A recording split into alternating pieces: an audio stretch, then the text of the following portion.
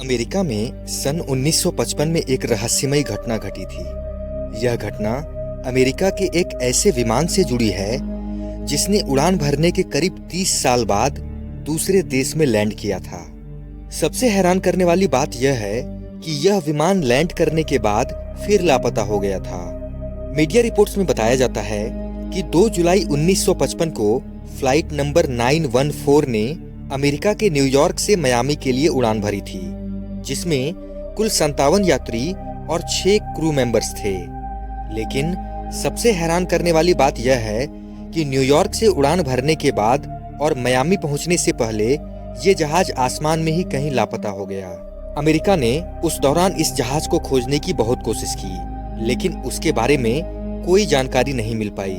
1955 में विमान से न्यूयॉर्क से मियामी जाने में अधिक से अधिक 5 घंटे का समय लगता था। उस समय पूरी दुनिया हैरत में पड़ गई थी जब साल 1955 में लापता विमान फ्लाइट नंबर 914 30 साल बीतने के बाद 9 मार्च 1985 को रहस्यमय तरीके से वेनेजुएला के कारकास एयरपोर्ट पर लैंड किया था। इस विमान के बारे में एयर ट्रैफिक कंट्रोलर को भी कोई जानकारी नहीं थी। लैंडिंग के कुछ ही देर बाद इस विमान ने फिर से उड़ान भरी और आसमान में गायब हो गया। मीडिया रिपोर्ट्स के मुताबिक कारकास एयरपोर्ट पर जहाज के लैंडिंग के बाद पायलट ने वहां के एक स्टाफ से पूछा कि यह कौन सा साल है। ग्राउंड स्टाफ ने पायलट को बताया कि यह साल 1985 है। यह सुनते ही विमान का पायलट लंबी लंबी सांसें लेने लगा और कहा, ओह माय गॉड। इसके बाद विमान ने एक बार फिर उड़ान भरी और आसमान में लापता हो गया। लेकिन इस रहस्य में कितनी सच्चाई है, इस बारे में कहना बेहद कठिन है। तथा 9 मार्च 1985 के बाद से इस लापता विमान के बारे में कुछ पता नहीं चल पाया। अमेरिका आज भी इस लापता विमान को खोजने की कोशिश में लगा है। दोस्तों, आज की वीडियो में आप ऐसे ही 13 रहस्यमयी और मजेदार फैक्ट्स जानोगे, तो वीडियो के अंत तक जरूर बने रहें दोस्तों। नंबर 13, जर्मन आर्काइव में सुरक्षित रखे एक अखबार की खबर के मुताबिक 1894 में पसाऊ में एक नदी से एक डूबते बच्चे को एक पादरी ने बचाया था। उस पादरी का नाम था फादर कुहेबर्गर और जिस बच्चे को उन्होंने डूबने से बचाया था वह था हिटलर। नंबर 12, अर्जेंटीना में समुद्र तल से 4000 मीटर की ऊंचाई पर एंडीज पर्वत श्रृंखला से एक ऐसी ट्रेन गुजरती है जिसे ट्रेन टू द क्लाउड कहा जाता है। यह रेल लाइन दुनिया के सबसे ऊंचे रेल रूटों में से एक है। यह ट्रेन जब कुछ खास इलाकों से गुजरती है तो ऐसा मालूम पड़ता है कि यह बादलों को चीरकर आगे बढ़ रही है। असल में तब रेलवे लाइन के दोनों तरफ भारी बादल होते हैं। नंबर 11, दुनिया के सबसे महंगे साबुन का नाम खान अल सबौन साबुन है। इस साबुन की कीमत लगभग 2 लाख रुपए है और इसे बनाने वाली कंपनी बदर हसन एंड सन्स का कहना है कि वे अलग अलग तरह के कई लग्जरी साबुन और स्किन केयर प्रोडक्ट को भी बनाते हैं। नंबर 10, दोस्तों, क्या आप जानते हैं कि मोबाइल पावर बैंक को हवाई जहाज में क्यों नहीं ले जाने दिया जाता? दरअसल पावर बैंक में लिथियम सेल लगे होते हैं और लिथियम बैटरी के गर्म होने पर ब्लास्ट होने की संभावना बढ़ जाती है। यही एक कारण है कि प्लेन के कार्गो लगेज के साथ पावर बैंक को ले जाने की मनाही होती है। नंबर 9, दुनिया का सबसे बड़ा हवाई जहाज एंटोनोव AN-225 है। यह एक यूक्रेनी कार्गो विमान है जो 6 इंजनों से बना है और 250 टन तक माल ले जा सकता है। यह दुनिया का सबसे लंबा विमान भी है, जिसकी लंबाई 275 फीट है। नंबर 8, वकीलों के द्वारा काला कोट पहनने के पीछे कई कारण हैं। इसके अलावा इसे ऐतिहासिक घटनाओं से भी जोड़ा जाता है।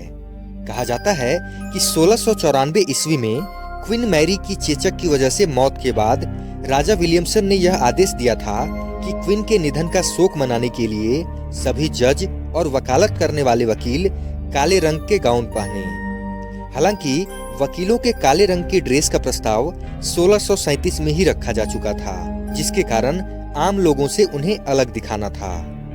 एक दूसरे संदर्भ के अनुसार इंग्लैंड के किंग चार्ल्स द्वितीय के निधन पर भी वकील और जज को काले कपड़े पहनने के आदेश दिए गए थे। काला कोट पहनने के पीछे इस बात का तर्क भी दिया जाता है कि यह जल्दी गंदा नहीं होता।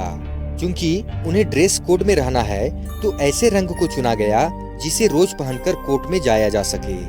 नंबर 7, 1906 में जो मंच नाम के एक व्यक्ति को सिर्फ 1 मिनट के लिए जेल हुई थी, जो आज तक की सबसे कम समय तक जेल में रहने का रिकॉर्ड है।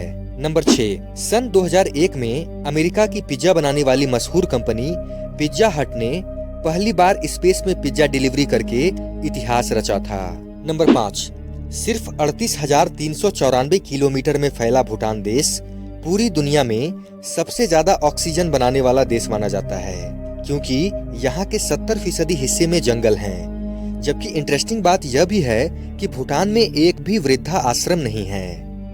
नंबर 4, सबसे कम समय तक राज करने वाले प्रेसिडेंट का नाम पेड्रो लस्कुरिन है, जो 1913 में 26 मिनट के लिए मैक्सिको के राष्ट्रपति बने थे। सबसे कम समय तक प्रेसिडेंट बनने का रिकॉर्ड आज भी पेड्रो लस्कुरिन के नाम ही है।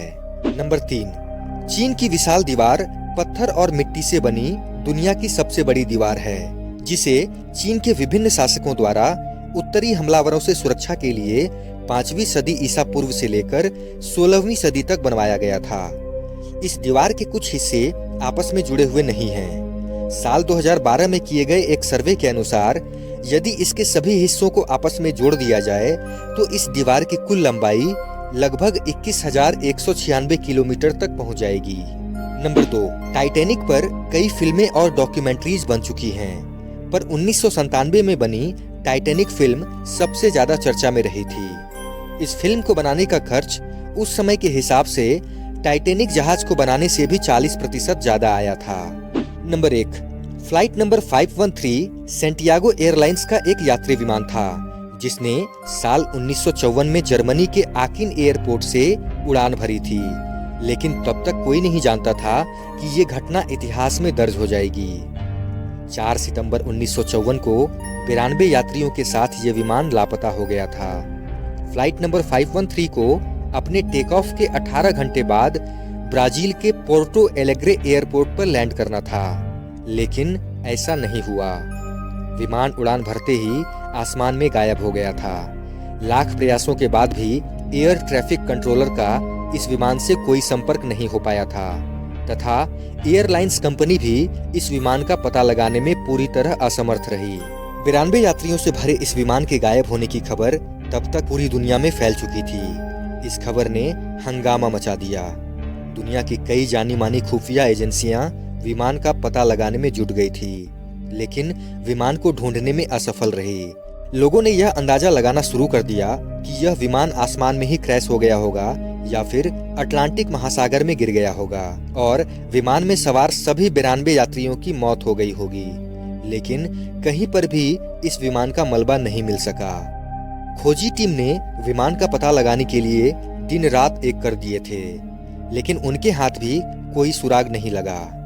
बताया जाता है कि जब विमान से संपर्क टूटा था तब विमान अटलांटिक महासागर के ऊपर उड़ान भर रहा था। विमान गायब होने के कुछ सालों बाद एक चमत्कार हुआ।